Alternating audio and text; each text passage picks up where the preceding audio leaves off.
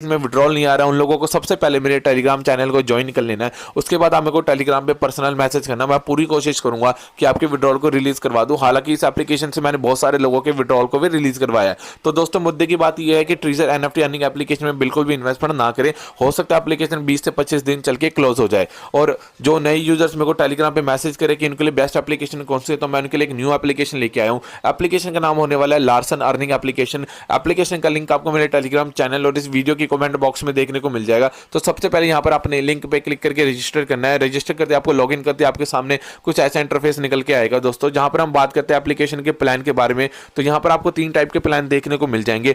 पहला है long term, दूसरा है वीआईपी, तीसरा है टाइम लिमिटेड। तो लॉन्ग टर्म इनका जो पहला प्लान है वो है 340 रुपये का, जहां पे आपकी डेली इनकम होगी 238 रुपये की, और जो टोटल इनकम आपको मिलेगी वो मिलेगी 12,376 रुपये की, जिसको आप 52 दिन बाद अपने बैंक में विड्रॉल कर सकते हो। दूसरा प्लान है दोस्तों 890 रुपये